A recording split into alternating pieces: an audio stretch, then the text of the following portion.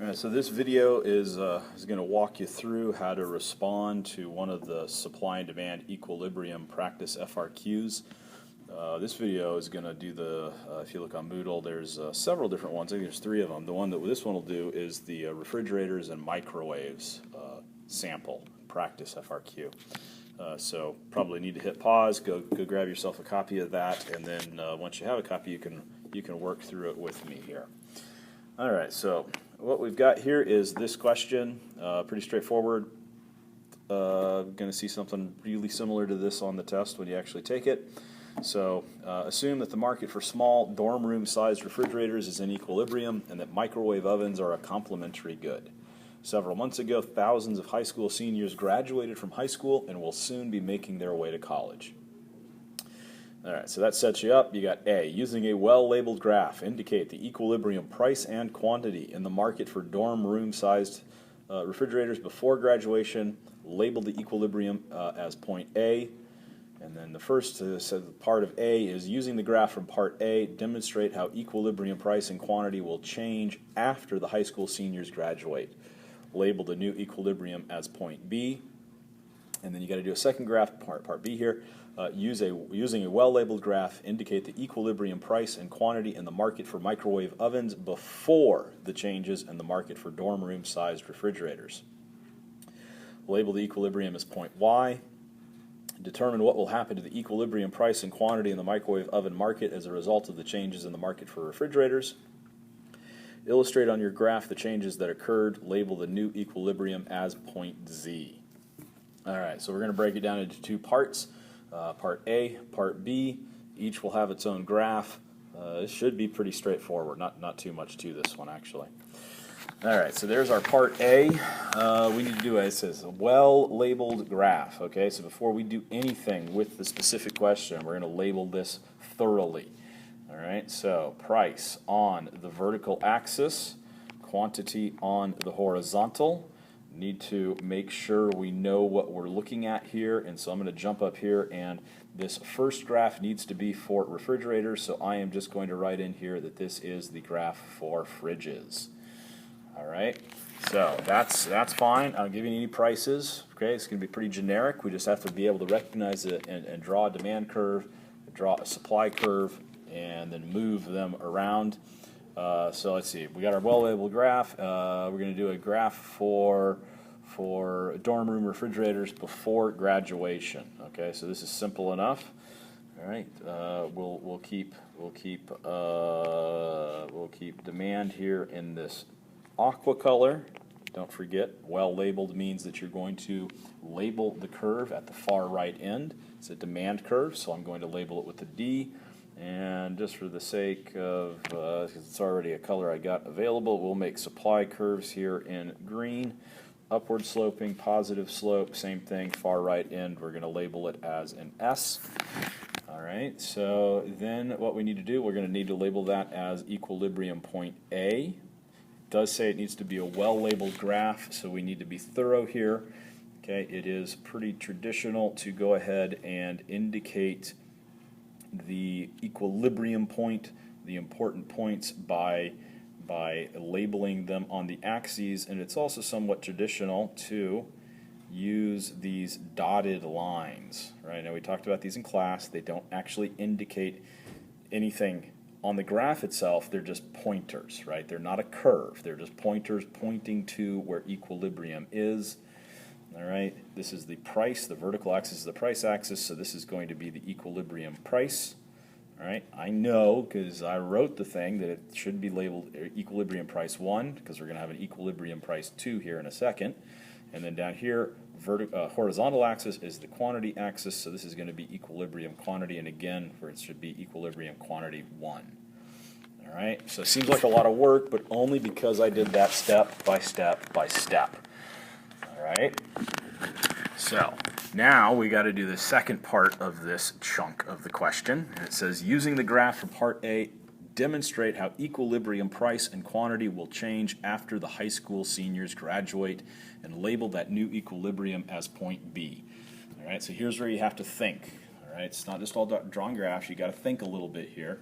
So you are a high school senior, right? You haven't graduated yet, but you are awfully close to doing so. When you graduate, a lot of you, not all of you, but a lot of you are going to move out of mom and dad's place and into a dorm room, right? And when you get there, you're going to realize, you know what? I want to be able to keep stuff cold. I want to be able to keep my Mountain Dew chilly. I want to be able to have a carton of ice cream, right? I want to be able to have some place to put my leftover pizza to keep it nice and fresh, right? So you're going to need a refrigerator. You want one of those little dorm room sized refrigerators. So you graduate, and that is going to, right, it's going to increase demand for those small refrigerators, right? So we get that new demand curve. Okay, you indicate that that is the new demand curve by drawing in arrows that indicate the direction of the change. You can indicate that that is the new demand curve also by labeling it with a D at the far right end, and then indicating it is the second demand curve by using a D, a subscript 2. Right? And then all that's left is a little bit more labeling. We'll use our dotted lines to point to our equilibrium. All right, and then we'll jump back to our red pen, and we're going to call this equilibrium price 2. And then down here on the quantity axis, this will be equilibrium quantity 2. And that's it, right? You're done. Job finished. You've got your A. Oh, it's not done. Sorry, I wasn't looking closely. You've got to label that as equilibrium B. Now you're done. Okay? That's it. You've driven up the equilibrium price with your increase in demand, and your equilibrium quantity has also increased because your demand has increased because you got all these seniors that graduated, went off to college, and they want to keep food cold in their dorm rooms. Okay? All right, so now we're going to move on. We'll do the second part of this question, and we will be done in very short order. The second part of this question is going to ask us about those microwaves using a well-labeled graph, full stop. Here's all you got to do. Same exact thing. By this point in my class, you've done this so many times, it should be automatic. Vertical is price, horizontal is quantity. All right. This time we're not talking about refrigerators. This is going to be microwaves, so I'll go ahead and title it up here at the top, microwaves. All right, it says a well-labeled graph indicate the equilibrium price and quantity in the market for microwave ovens before the changes in the market for dorm room-sized refrigerators. All right, so again, I'm not giving you any numbers. You don't need numbers, okay? Let's see here. We did demand in this bluish color. Drop it down there. There's our demand. We were doing supply in this green color. There's our supply with the S at the right end. Switch over to my dotted line so I can point to my equilibrium points and then label them on the axes. Equilibrium price 1, equilibrium quantity 1. Right? Now you are supposed to be labeling that equilibrium point there as point Z. So squeeze a Z, as point Y. Get it right. Man, I wouldn't even do very well on this test, I guess. Point Y. All right, and then it tells you, determine what will happen to the equilibrium price and quantity in the microwave oven market as a result of the changes in the market for refrigerators. All right, now you got to look back here at the first chunk of this question where it tells you you can assume that refrigerators and microwave ovens are a complementary good. You use them together. All right, now if you look back at your refrigerator graph, what you notice is that more people are buying refrigerators. Since you use refrigerators and microwave ovens together, right, it makes sense. What you put in the refrigerator is cold. When you get ready to eat it, you want to have it warm, so you need a microwave oven. You're going to buy them together because you use them together. Since refrigerator consumption, demand for refrigerators has gone up, what is going to happen is demand for the complement, those microwaves, is also going to increase. Right? And all that's going to do is move equilibrium. I tell you that I want you to label that equilibrium point as point Z. There you go. Right? We do our dotted lines pointing to our equilibrium. And we give our labels. Equilibrium price 2, equilibrium price has increased, and equilibrium quantity has also increased because demand for microwave ovens has increased.